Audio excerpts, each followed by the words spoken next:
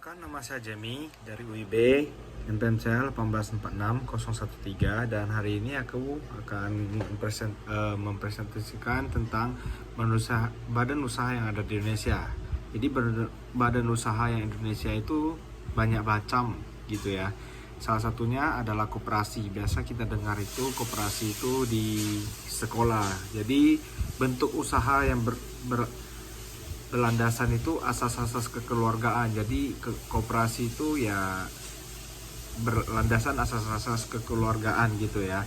Jadi untuk badan usaha milik negara itu seperti BUMN gitu, ada juga yang untuk usaha untuk negara. Jadi yang ketiga itu badan usaha milik swasta, BUMS, badan usaha milik swasta. Jadi badan usaha milik swasta itu yang pertama itu adalah perusahaan perorangan. Jadi perusahaan perorangan itu dia modal usaha dan manajemennya itu tanggani sendiri. Jadi manajemennya itu semuanya itu ditangani dia sendiri gitu. Yang ke badan usaha milik swasta itu ada satu lagi FA, firma. Jadi firma itu dibentuk sekelompok individu yang terlibat dan mengoperasikan bisnis. Jadi mereka sekelompok orang, contoh nih anak-anak muda, mereka akan buat bisnis, sekelompok mereka jadi pribadi gitu buat bisnis gitu.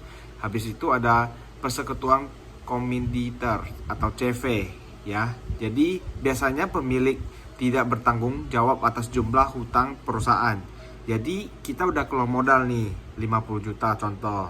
Habis itu pemilik tidak bertanggung jawab lagi kalau contohnya uangnya kurang, hutang perusahaan ada berapa gitu. Jadi semuanya itu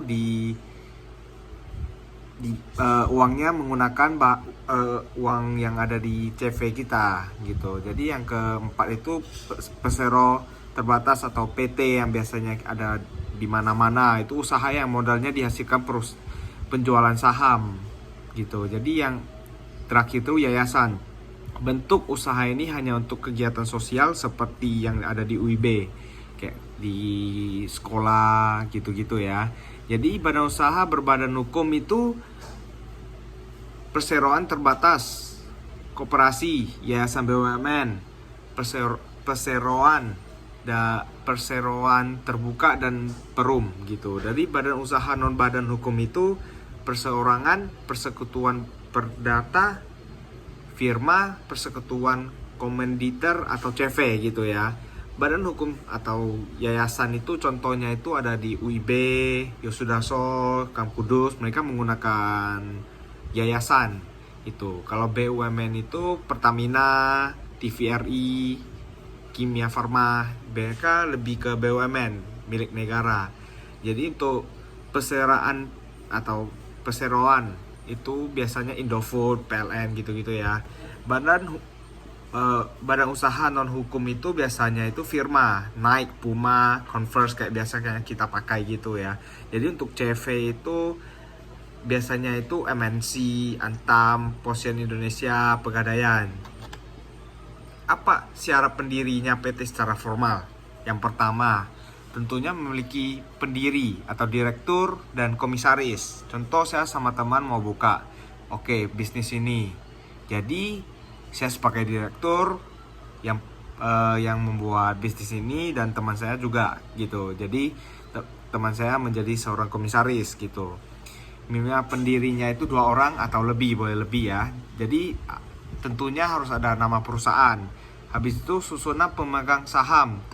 Pendiri wajib mengambil bagian dalam saham. Jadi pendiri itu pasti harus ada bagian yang ada di saham kita, pasti harus ada. Jadi akta pendiri harus disahkan Kementerian Hukum atau HAM dan HAM. Jadi harus lewat pemerintah juga kita kalau mau daftar PT gitu kan.